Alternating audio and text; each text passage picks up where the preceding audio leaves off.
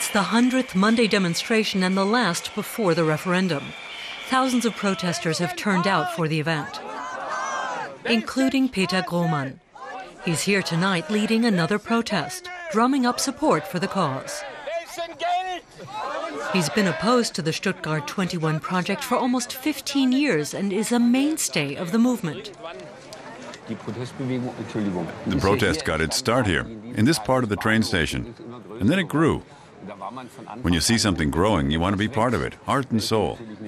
Even apart from political convictions, this was clearly a good thing. Preserving what we have instead of launching these massive projects, these billion-euro things. The multi-billion-euro project has brought the normally phlegmatic locals out onto the streets of Stuttgart. The conflict has split colleagues, friends, and families.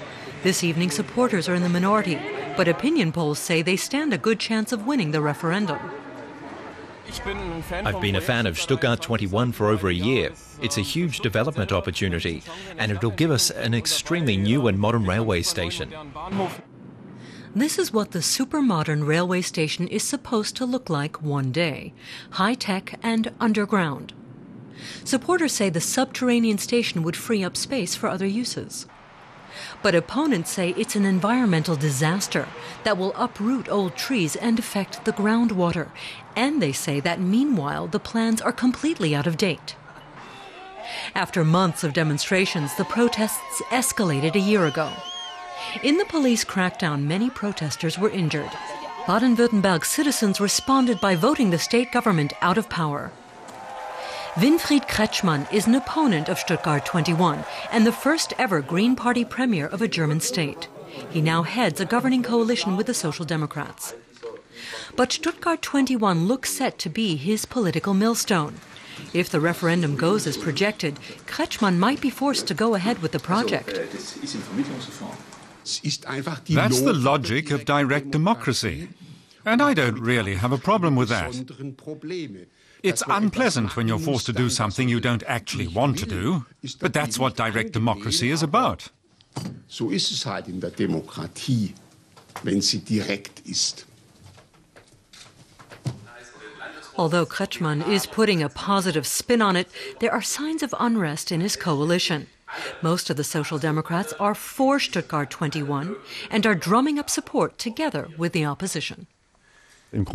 Basically, the referendum will determine whether this decade sees railway infrastructure in Baden-Württemberg brought up to 21st century standards, or whether we'll remain stuck in the 19th century.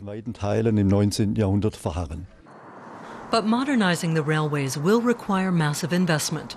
Current projections put the cost at over 4 billion euros. Opponents call this estimate much too low and say the costs will explode.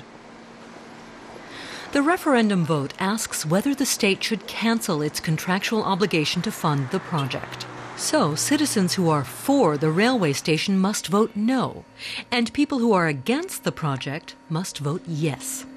It's quite complicated, and researchers say they found that many people are confused by the question.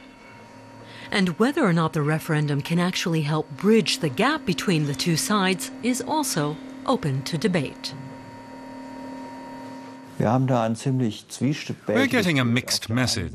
On the one hand, the majority is convinced that the referendum won't bring an end to the dispute over Stuttgart 21. More than 80% of respondents say it won't. On the other hand, both opponents and supporters say they'll accept the outcome of the referendum, regardless of the result. I find that surprising, since emotions are running high, especially among opponents. Here, emotions are running high, but elsewhere in the state, there's less concern. After all, the people of Baden-Württemberg have a reputation for pragmatism. And that means that the project's opponents face an uphill battle. I'm very skeptical about our chances. They aren't that good. We're a big state. Here in Baden-Württemberg, we have the industrial regions in Mannheim, Heidelberg, Ulm. They might shift in our favor. But in the countryside, away from the cities, it's very hard to win people over.